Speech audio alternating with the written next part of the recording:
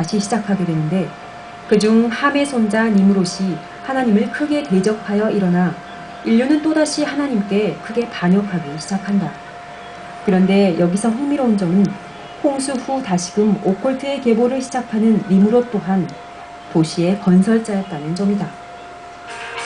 구스가 또 니므롯을 낳았으니 그는 세상의 처음 영걸이라. 그가 여호와 앞에서 특이한 사냥꾼이 되었으므로 그의 나라는 시날 땅의 바벨과 에렉과 아갓과 갈레에서 시작되었으며 그가 그 땅에서 아수르로 나아가 니느웨와 르호보딜과 갈라와 및 느느웨와 갈라 사이의 레센을 건축하였습니다. 그는 홍수 후 처음으로 왕국을 건설하였고 많은 도시를 건설하였다.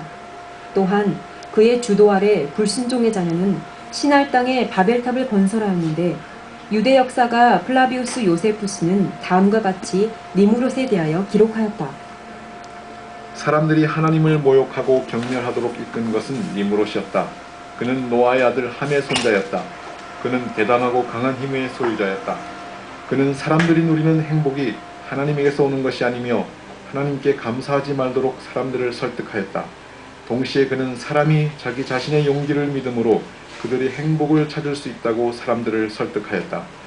그는 자기의 힘에 사람들이 지속적으로 의존하도록 만들지 않고서는 그들이 하나님 경외하는 것을 막을 수 없다는 것을 깨닫고 그의 정부를 천천히 독재 정부로 변화시켰다. 또한 그는 다시 하나님께서 세상을 물에 담그실까봐 하나님께 복수하겠다고 하였다. 그는 물이 닿지 못할 높은 탑을 건설하여 그렇게 할 것이었다. 그리고 그는 자기 조상을 멸하신 하나님께 복수할 것이었다. 니므롯의 정신에서 두 가지 중요한 사실을 발견하였을 것이다. 첫째, 그는 사람들이 하나님께 감사하지 않고 그분을 신뢰하지 않고 자기 자신만을 신뢰하도록 설득하였다. 오늘날 이런 똑같은 정신을 가진 종교들이 이 세상에 만연하다는 사실을 아는가? 이 세상에 실은 두 종류의 종교밖에는 존재하지 않다. 자신의 죄됨과 무력함을 시인하고 창조주 하나님께 도움을 구하는 참 종교와 스스로 선하게 될 수 있다고 믿는 거짓 종교이다. 둘째, 니므롯은 자신을 신뢰하는 종교를 퍼뜨리는 데 그치지 않고 사람들이 하나님이 아닌 정부에 의존하게 함으로 사람들을 하나님에게서 떠나도록 하였다. 그런데 오늘날에도 사탄은 똑같은 방법을 통하여 사람들이 하나님께 감사하고 그분만을 신뢰하는 신앙에서 멀어지도록 가고 있다는 사실을 아는가? 프리메이슨 퀴즈북에는 니므롯은 누구였는가? 라는 질문이 등장한다. 니므롯은 누구였는가? 그는 구스의 아들이다. 오래된 헌법에는 그가 석공예, 프리메이슨 공예의 아버지였다고 언급하며 성서에는 많은 도시의 건축가였다고 한다.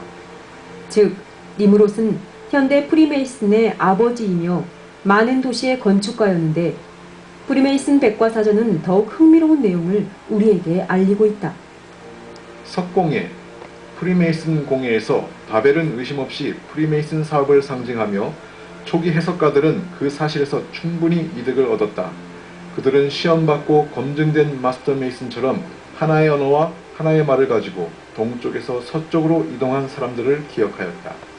그들이 시날 땅에 도착했을 때 그곳에서 노아의 후손들로 거주했고 처음으로 메이슨이라는 이름의 특징을 가졌었다. 그곳에서 그들은 혼란의 높은 탑, 바벨탑을 건설했다. 악에서 선이 나온다. 그러나 언어의 혼란을 말하지 않고 대화하는 고대 메이슨들의 방법을 보완하게 했다. 프리메이슨은 바벨탑이 선조들의 사업이었다고 밝히는데 이 인용문에는 흥미롭게도 악에서 선이 나온다는 내용이 나온다. 이것은 그들의 신조를 분명히 밝히는데 이어지는 내용에서 그 뜻이 무엇인지 더 분명하게 이해할 수 있을 것이다.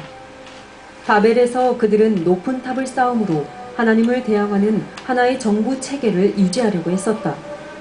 만약 그 일이 계속 허용되었다면 인류는 그곳에서 자멸하게 되었을 것이지만 다행히 하나님께서 개입하셔서 언어를 혼잡게 하셨고 인류를 온 지면에 흩으셨다. 그래서 인류는 오늘날까지 4,000년 이상 은혜의 시간을 선물로 받게 되었다. 그러나 인류에게 희망을 준 이 사건은 세계 단일 정부를 세우려던 고대 오컬트 세력에게는 큰 재앙이었다.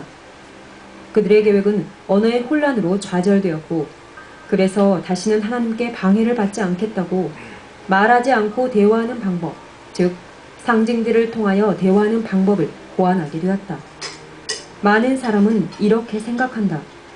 그들의 상징들이 온 세상에 넘치고 있다. 너무 과장하지 마라. 별일 아니다. 맞다. 그들의 상징들이 온 세상에 넘쳐나고 있다. 너무나 많이 퍼져 있다. 그러나 우리는 그것을 무시하여야 할까? 아니면 그것이 우리에게 무엇을 말해주고 있는지 깊이 생각해 보아야 할까? 그것이 자신을 상징들과 신조들과 기념물들을 통해 신원을 밝히고 있는 한 세력이 있다는 것에 대한 분명한 증거가 아닐까?